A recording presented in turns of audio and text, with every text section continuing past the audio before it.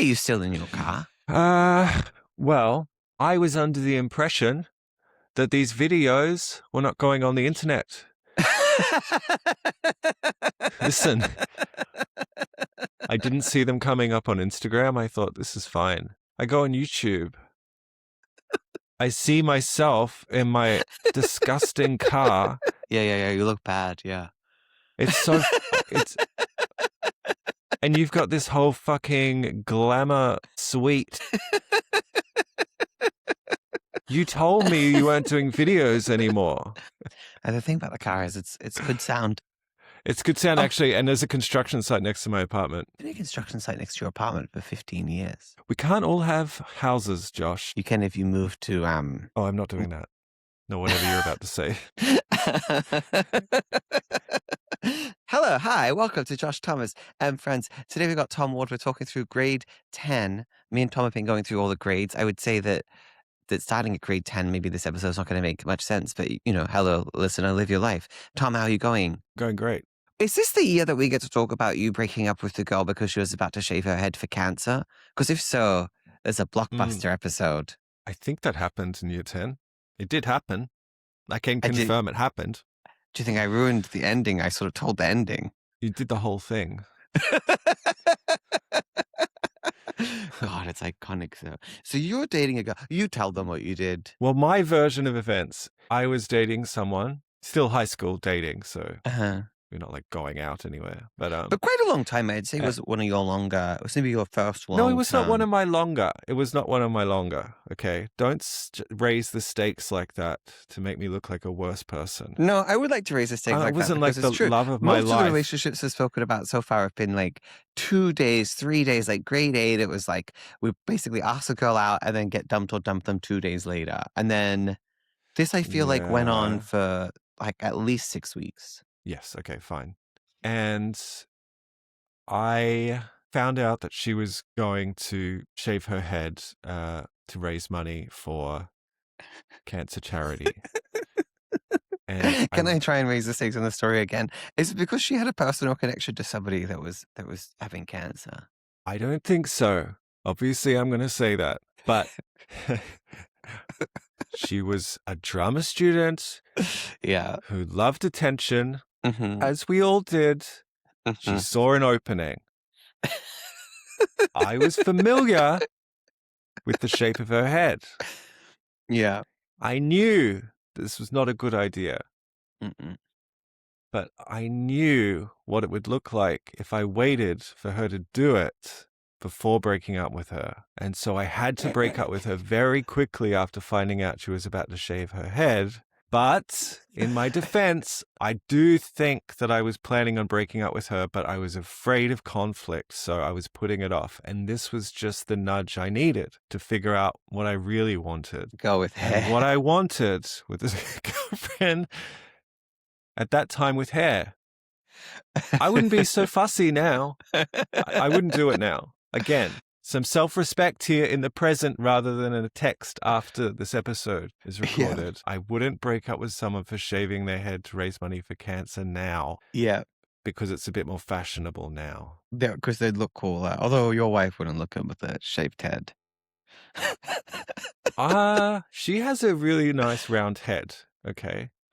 Whereas this girl in high school her father doesn't have hair, so her father doesn't have hair, and they share a lot of genetics. So I have a good idea. He has a lovely round head, as would she. If I was going to defend 15-year-old you, I do think that it wasn't just really the aesthetics that bothered you about it. It was the performative, that kind of high school performative charity. There's those people doing it for, I didn't really feel like maybe what she was hoping to get out of it was raising money for cancer. I felt like what she was hoping to get out of it was sort of attention. Yeah. Like social currency. And type. Social currency. I don't think it felt like she was being, to us, that selfless. I think you broke up with her for a personality reason, not because her head was too jagged to be shaved, unlike your wife's current very nice, smooth, round head. That's, I think, right. She's the type of kid who, I think someone's parent or family member died. And I found out because she was crying at school. And then when I asked were you even friends with that person? She got very angry at me and insisted that they were not just her friend, but her best friend. Grief hijacking. Grief hijacker. Do you remember? I think also this might be the year that my childhood dog died, which I found out maybe 6 years later okay. from you was one of the worst moments of your life. Because I was mean to you and I felt very I can't bad. really remember what you did. It was one of these things that like really stuck with you for like years and years. And then I found out that it was really playing on your mind. I think I It came was to school late because my dog was getting put down. we were in class and your dog had been ill. She was hit by a car. Okay, My, she bro- was my brother, my brother was driving the car. My brother ran her over. Yeah. Okay, well, I knew the dog was in a bad way, and then you said something to annoy me in the first class of the day, and I turned around and said, "Is your dog dead yet?" And then you went all quiet, which I think was just to like really drive home because you knew how much you were about to get me. Wow, the way you explain my intentions in high I school. think I looking Now now. I I sort go of don't. back. I have context for how you operate a bit more now, and your understanding of dramatic tension, and you went like quite sad looking, and said she's being put down right now, and I felt very, very bad. Actually, from the bottom of my heart, don't think I did say something to annoy you. I think you've edited that in over the years in your memory. Okay. Another thing that happened in this era, we were at the back of a classroom, and I said, "Hey, do you dare me to eat this paint that was peeling off the wall?" And you were like, Is that not your really." idea? And I was like, "Well, do you dare me? Because if you dare me, I'll do it." And you're like, "I if you want to do it." And I was like, "Okay, well, you dare me." I don't know why. I was just so bored all the time, just trying to find anything to You do. ate And then I ate so this much. peeled off paint. And sometimes I wonder how that's affected me. Like, would I be Do you think smart? you're? Would I have a memory if I hadn't have done that? Ugh, Was that lead? I mean, it was a public that school. school was so old. Like, Yeah. the paint, that was a temporary building for sure. Yeah, it wasn't a building that like that building's definitely not still there today. No, that they were not choosing a high quality paint. Well, it was peeling off. Why? Who's that for? Who was I doing that for? Entertainment. Showbiz. To get through a boring. I thought a good way to frame the years would be by the school production that we did. And I think actually in grade 9 it was the Rock of Stedford, which you weren't in. Rock of Stedford, for people that aren't in Australia, is like a national, like each school puts on like a 6-minute dance and there's like 200 people. One of the most iconic things I've ever seen is like somebody who was representing, like they're telling the story of the Holocaust and they used Michael Jackson's "All I Want to Say Is That They Don't Really Care About Us." And the school was representing. I think. Wait, did I see that on a TV show? Someone playing a clip of that. Maybe John Safran put that in a TV show. Did we see it? Either way, it really lets you know. So you have to like do a dance or like a message, and they're pretty clumsy messages. Our school was doing heroes, and it was lots of people that were like being heroes, and it ended up with a sister act thing, which I realized recently was just our like religious drama teacher trying to squeeze a God-based message into the Rock of Stedford, which really annoys me. Which Mr. K. Okay, let's go straight. We had a flamboyant, not gay, very religious. Okay, not gay drama teacher. Well, This and dance is teacher. new information for me. Yeah, he was really. It was. I mean, I don't want to. As far as as I remember, I think he's just gay for Jesus. He's not gay.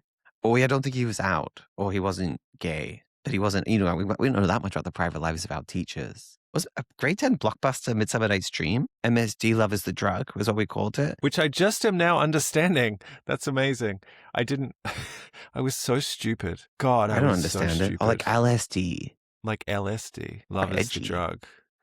I didn't get that either. Wow. I don't think anyone got that. Yeah. And then I played bottom at one point. They're kind of every school has like a Christian girl that's a good singer that gets wheeled out. Bianca, we've already introduced her as the Shine singer. Yeah. And she's singing like Shine in grade 8, and now she's singing. Wait, what's the song? It was like a Brian Adams. Can be my hero, baby. I No, think it was no, in the that was musical, but it's not at Rocker this point. Stedford. Yeah, that was in Rocker Stedford. That's so clear. She's Hang sang a on. song that comes on all the time, and whenever I'm on the dance floor, it comes on. On the dance floor? Like it comes on at like gay dance floors. It takes me back to this moment in grade 10 when I am playing Bottom. The big comedy bit that Bottom has in Midsummer Night's Dream is he says die a lot of times. He has a really big, long, over dramatic death. Also, we did At First I Was Afraid I Was Petrified at some point. A dance routine to that I did. And I can't remember what you did. Oh, you had to sing. You just sing No, Love I didn't. is a drug that I'm Oh my thinking God. of. You had to Another learn to sing. traumatic. Absolutely traumatic. Well, you want to hear the revenge that the shaved head girl got on me? I had never sung before, but I wanted to do the musical, so I auditioned with a song. I just perfectly imitated a song by The Doors, which was one of the audition pieces you had to do. Mhm.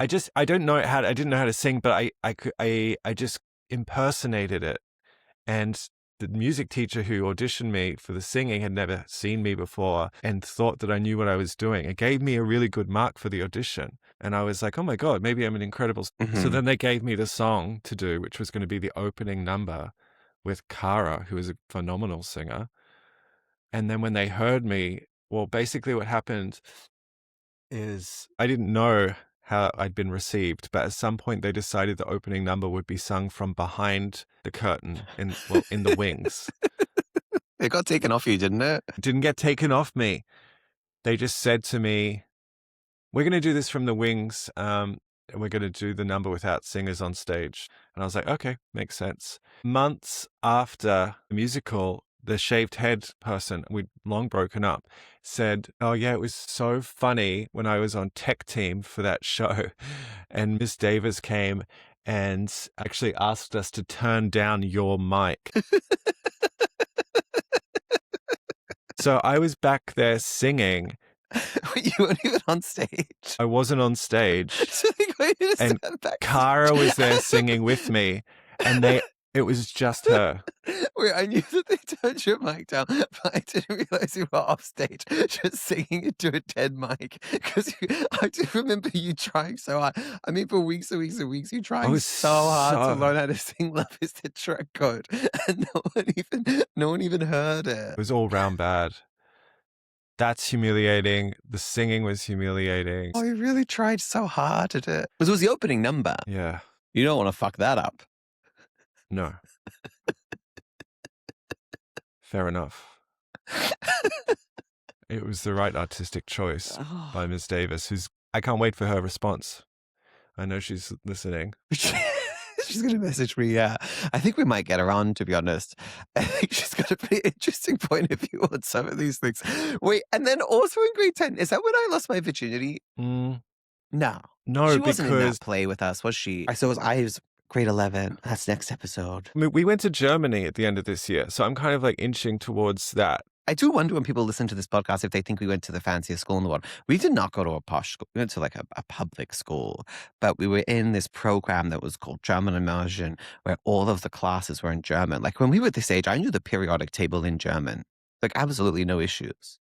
What of it? Why do you think people would think it's posh? Was it when you were talking about eating paint off the wall? Just in the other episodes, we spoke about them opening up because we had like a big art center open while we were at the school, which was nice. And we're about to go on exchange together. Like our whole class is about to go on an overseas trip. Like that's pretty posh, even by the standards of a public school. Totally. Eating the paint yeah, but it was not like. We were there at like the height of what could possibly have happened at that school. Like the stars aligned for those 6 years. The German immersion exchange trip was cancelled like 2 years after we went. They do not do it for that long anymore because of the behavior of the children. And we got in a lot of trouble. Which I think we're going to talk about that next week. Do a part 2 on that, I think, because it seems like a lot. And these episodes are supposed to be short, so that people can bear to listen. I would like to tell you something about our school that someone told me at a dance floor recently. I don't know if I told you. Have you ever heard about our high No. school honors board? Have you ever heard this story? No. Oh, buckle in, bitch. So the way into where we have like our school assembly, there's like a wall where they have like these framed photos of like honors students. It started after we graduated. And from our school, there was Edward who like went on to play AFL a bit, and me. That was like the first two that made Edward made it on a lot earlier than me. And I was like they didn't put me on for years and years. And this was a thing that like every so often, like when I was like 20 or 21, people would like come up to me and tell me that they won't put me on there or something. I don't know. And that was a thing. And then someone recently Huh. came up to me and was talking about it a few years ago. And they told me that the school got sued. Could this be true? Please, someone message me and tell me if this is true. The school got sued by a porn actor that graduated from our school. This girl that was like a hugely successful What? porn actor. Yeah, because they wouldn't put her on the honors board. And she Oh sued my them. God. And she sued them. And then she was on the board. So for a few years you'd go into assembly. I don't know if it's still there. I don't know what's happened. This And is it would be me, ridiculous. Edward, and this boy. Could it be true? No, the person that told me was so credible. That is phenomenal. Isn't it? Can you believe it? Kenmore High has a porn star on their board. I don't know if they do anymore, but I think maybe now. But also it was like, there was something going on. Like I couldn't believe how often people were coming up to me before the porn star and talking to me about this like framed picture on this bit of the wall. Like it was so, I don't know. For some reason, it just really captured the mood of the school early on. But I haven't been able to get anyone to corroborate. Can someone please tell us, firstly, who the porn star is? You'd like to have a look. I'd like to have a look. Yeah, I mean, they must be talented. I obviously love that this person's photo is on the wall, but I'm shocked that the school opted to not get rid of the wall. Well, that's what I can't believe. And also, do you remember our school culture was shifting at this time because we got a new school principal, Mr. Haynes. I don't know if he's there anymore, but he was obsessed with like the school being elite. So we were like when we started at the high school, we were just wearing polo shirts, and then he decided everyone had to wear blazers to this public school. And then like there was all these like me and you used to do like little sketches on assembly every so often, or like we'd present a speech and be funny. And he started like telling us off and not like acting appropriately, and he wanted to make the school assemblies a lot more formal. And then I think one of his next initiatives is this wall of honor.